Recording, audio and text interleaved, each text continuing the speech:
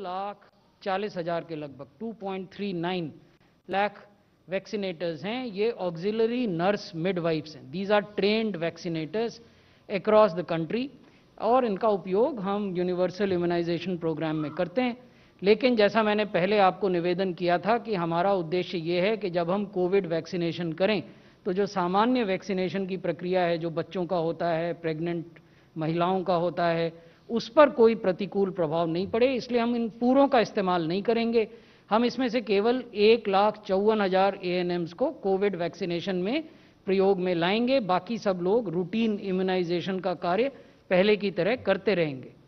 So therefore, COVID-19 vaccination drive will have minimal impact on routine health services, including routine immunization.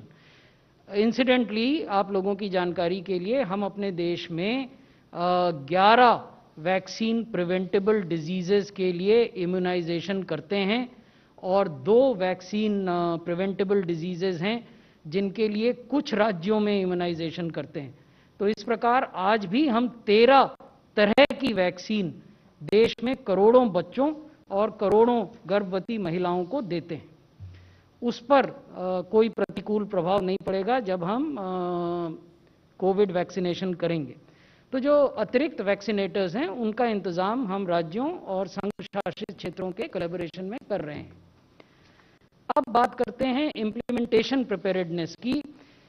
Additional procurement for syringes and needles, इसका भी आकलन कर लिया गया है, ये भी ऑन ट्रैक है। इम्प्लीमेंटेशन के जो स्टैंडर्ड ऑपरेटिंग प्रोसीजर्स हैं वो हमने राज्यों से शेयर कर लिए हैं, फाइनल स्टेजेस में हैं, उनके कमेंट्स हमें मिल रहे हैं, उसके बाद हम उनको फाइनल करेंगे। ट्रेनिंग मटेरियल्स, ये सब डिजिटल ट्रेनिंग कंटेंट है, इसको भी फाइनल किया जा रहा है और डिटेल्ड इम्प्लीमेंटेशन प्लान हम राज्य सरकारों के साथ मिलकर आने वाले दिनों में बताएंगे और आपके साथ भी शेयर करेंगे। That brings me to the digital platform to track vaccination. इस डिजिटल प्लेटफॉर्म का नाम है कोविन, COWIN। इसमें एक मोबाइल एप्लीकेशन है जिसको आप वैक्सीन डाटा को रिकॉर्ड करने के लिए इस्तेमाल कर सकते हैं। इसको फ्री डाउनलोड लोग कर पाएंगे। इसमें सेल्फ रजिस्ट्रेशन की सुविधा है।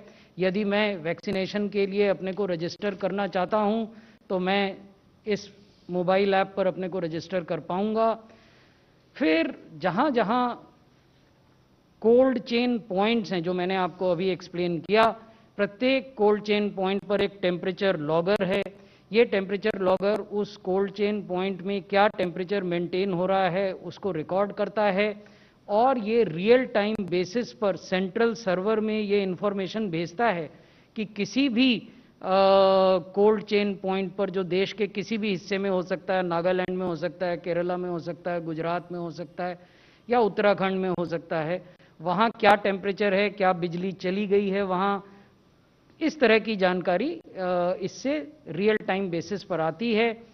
एक डैशबोर्ड भी है कोविन का जो कि आपको ये दिखाता है, अगर आप इस प्रोग्राम को मैनेज कर रहे हैं ब्लॉक के लेवल पर या जिले के लेवल पर या राज्य के लेवल पर, तो उस समय की स्थिति क्या है। कोविन बेनिफिशियरी मैनेजमेंट प्लेटफॉर्म जो है वो बेनिफिशियरी की ट्रैकिंग, वैक्सीनेशन सेशन की प्लानिंग और मैनेजमेंट को देखता है। अब मैं बेनिफिशियरी मैनेजमेंट प्लेटफॉर्म जो इसी डिजिटल प्लेटफॉर्म का एक हिस्सा है उसके बारे में आपको बताऊंगा। इसमें एक एडमिनिस्ट्रेटर मॉड्यूल है।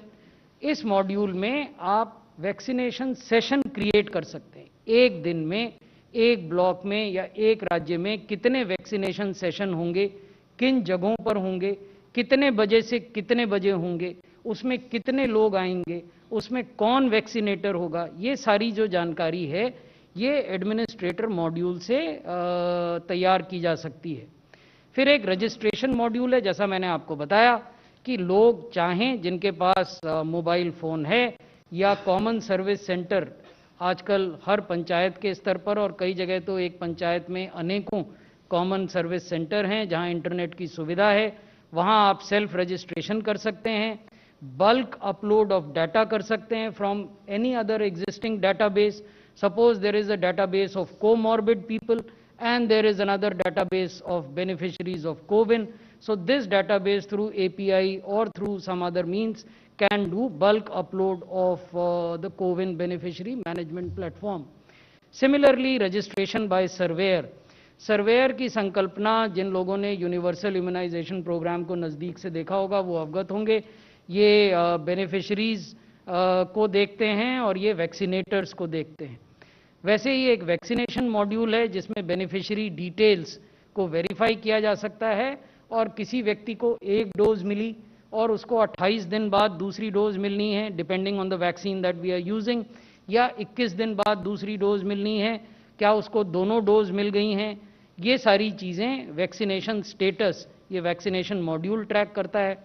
बेनिफिशरी एक्नॉलेजमेंट, बेनिफिशरी को एक एसएमएस अलर्ट मिलता है जब वो सेल्फ रजिस्टर हो जाएंगे और एक इलेक्ट्रॉनिक वैक्सीनेशन सर्टिफिकेट मिलेगा जिसमें एक क्यूआर कोड होता है और बेनिफिशरी को ये सुविधा होगी कि वो चाहे तो इसको अपने मोबाइल पर रखे, चाहे तो उसका प्रिंट आउट ले ले, चाहे तो उसको डिजी लॉकर में रखे। DigiLocker incidentally is again a free facility that government is providing in collaboration with Ministry of Electronics and Information Technology to all the beneficiaries of COVID.